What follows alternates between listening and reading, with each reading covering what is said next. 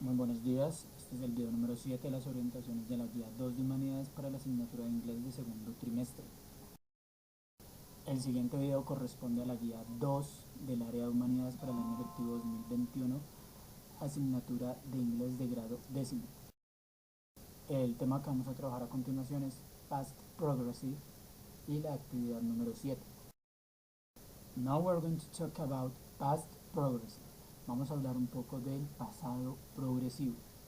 Pasado progresivo o también llamado pasado continuo, past continuous, indica continuidad en una acción. Es decir, algo se refiere a algo que estaba sucediendo en algún punto del pasado. El pasado progresivo hace énfasis en el curso de una acción en el pasado o una acción que estaba en curso, que estaba sucediendo en algún punto del pasado. Entonces, este es el primer uso del pasado progresivo, cuando una acción está en progreso en algún punto, en algún tiempo especial en el pasado. Por ejemplo, Peter was reading a book yesterday evening. Peter estaba leyendo un libro ayer en la noche. Es una acción que estaba en progreso, estaba siendo realizada en algún punto del pasado, en este caso ayer en la noche. Observemos aquí, en este ejemplo, Peter was reading a book yesterday evening, la estructura de la oración. Siempre vamos a utilizar pasado, verbo to be en pasado, was o were, was para tercera persona, were para primera persona, y el verbo principal siempre con ing, reading, was reading. Esa va a ser siempre la estructura. El segundo uso del pasado progresivo es cuando dos acciones están sucediendo en el pasado al mismo tiempo, pero las dos acciones no se influencian entre ellas, no tienen nada que ver la una con la otra. Aquí tenemos un ejemplo así. Anne was writing a letter while Steve was reading the New York Times. Ana estaba escribiendo una carta mientras Steve estaba leyendo el New York Times. New York Times pues es una revista muy famosa en Estados Unidos. Entonces observemos que son dos acciones separadas que ocurrieron al mismo tiempo. Ambas van en pasado progresivo. Ana estaba escribiendo una carta mientras Steve estaba leyendo. Y el último uso es cuando suceden dos acciones al mismo tiempo en algún punto del pasado, pero una interrumpe a la otra, influencia a la otra. En estos casos, la acción que sucede primero va a ir en pasado progresivo y la acción que interrumpe va a ir en pasado simple. Observemos aquí el ejemplo. While we were sitting at the breakfast table, the telephone rang. Mientras nosotros estábamos sentados en la mesa del desayuno, el teléfono sonó. Observemos que la primera parte está en pasado progresivo, were sitting, y la segunda acción, que es cuando el teléfono suena, está en pasado simple, the telephone rang. El verbo está en pasado. Observemos ahora la estructura con un poco más de claridad. Estructura que maneja el pasado progresivo en su forma afirmativa, negativa e interrogativa. Como ya lo hemos mencionado, para hacer una oración en forma afirmativa siempre vamos a utilizar el verbo to be en pasado y el verbo principal de la oración con ing. I was playing football. Yo estaba jugando fútbol. Es una oración en pasado progresivo. Observemos sujeto I, verbo to be was en pasado, playing, verbo principal con ing, y el complemento, fútbol.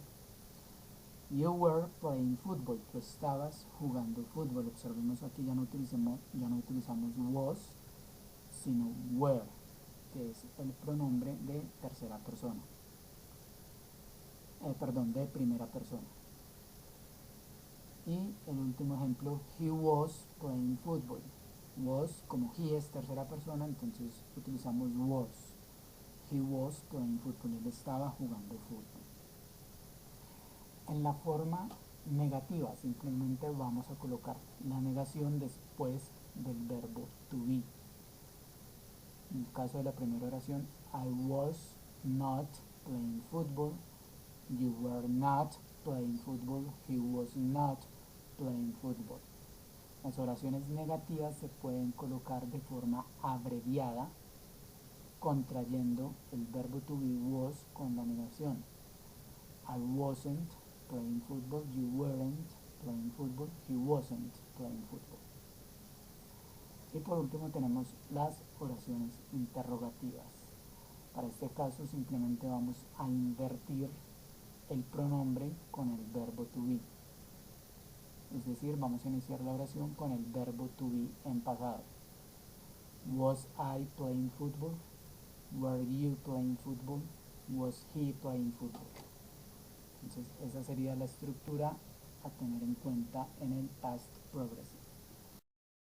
Now we're going to talk about the rules for the ing spelling in the verbs for the past progressive. Vamos ahora a mirar las reglas para las terminaciones ing en los verbos para el pasado progresivo. La regla general, la más común, la que por lo general se utiliza para casi todos los verbos, es simplemente agregar ing al final de cada verbo, como en el caso de eat, eating, go, going, read, reading. Simplemente les agregamos ing al final de cada verbo. Pero hay algunas condiciones o algunas excepciones que se deben tener en cuenta. Por ejemplo, si el verbo termina en e, se debe remover la letra e y luego sí agregar ing, como en el caso de dance, dancing, write, writing, write, writing. Son verbos que terminan en e, entonces se les debe quitar la letra e y luego sí colocar ing. La siguiente regla, cuando tenemos un verbo de una sílaba que se compone de consonante, vocal y consonante, la última letra se debe colocar doble y luego sí colocar ing. En el caso de cat, observemos que cat es un verbo que se compone de una sola sílaba y tiene consonante, vocal y consonante. Entonces en este caso doblamos la última letra, es decir, ponemos doble T y luego sí ing, cutting. Lo mismo sucede con run, running, y con stop, stopping. La siguiente regla, cuando el verbo termina en W, X o Y, no se puede colocar la última letra doble, a pesar de que son verbos de una sílaba y de que también cumplen la regla de consonante, vocal y consonante. ¿Sí? Se cumpliría la regla anteriormente mencionada, pero como terminan en W, X o Y, no se puede colocar la última letra doble, sino que simplemente se coloca ing. Caso de snow, snowing, fix, fixing, play, playing. Si los verbos terminan en IE, I latina, IE, se debe suprimir estas dos últimas letras, IE, y se coloca Y, luego sí ing. Caso de die, dying, lie, lying, tie, tying. Aquí tenemos un caso especial en la siguiente regla que vamos a mencionar. Cuando el verbo termina en consonante, vocal y letra L, es válido colocar la última letra doble, pero también es válido no colocarla. Resulta que cuando se coloca la última letra doble, o sea la L doble, generalmente estamos hablando de inglés británico. Cuando lo dejamos simple, con una sola letra L, es inglés americano. Caso de equal, observemos que equal, las últimas letras que componen esta palabra son consonante y dos vocales y luego la letra L. Caso de travel, también observemos que las últimas letras son consonante, vocal y luego la letra L. Y en el caso de control, de la misma manera, tenemos consonante, vocal y letra L al final. Entonces es válido colocar doble L o es válido también dejarlo simple con una sola L. Eating, traveling, controlling. Cuando tenemos un verbo con dos o más sílabas y la última sílaba está acentuada, vamos a colocar la última letra doble.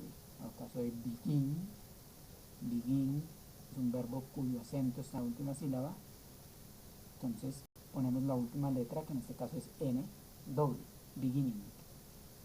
Forget, forgetting, submit, submitting.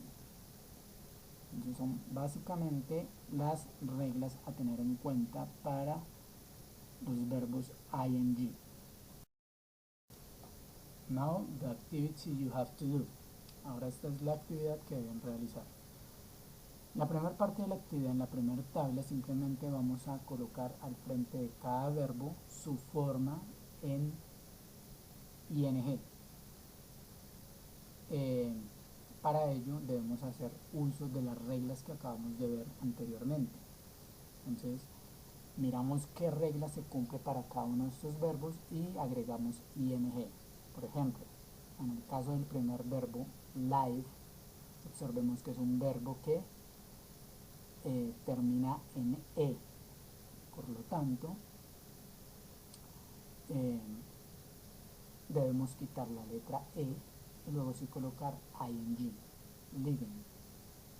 Entonces es para colocar cada uno de los verbos en ing de acuerdo a la regla que cumplan. La segunda parte de la actividad es completar la tabla, que está en la parte inferior, colocando las oraciones que hacen falta. Por ejemplo, la primera oración es una oración afirmativa, dice it was raining. Vamos a colocar esa misma oración en forma negativa y en forma interrogativa. En la segunda parte, por ejemplo, tenemos una oración negativa, they weren't playing the house. Falta la oración afirmativa y la interrogativa. Entonces vamos a ir colocando las oraciones que hacen falta hasta completar la tabla. Por último, no olvidemos realizar la autoevaluación, la self-evaluation, respondiendo a los criterios que aparecen en la tabla. Con esto terminamos este video de explicación. Espero que sus dudas hayan quedado resueltas y muchas gracias por su atención.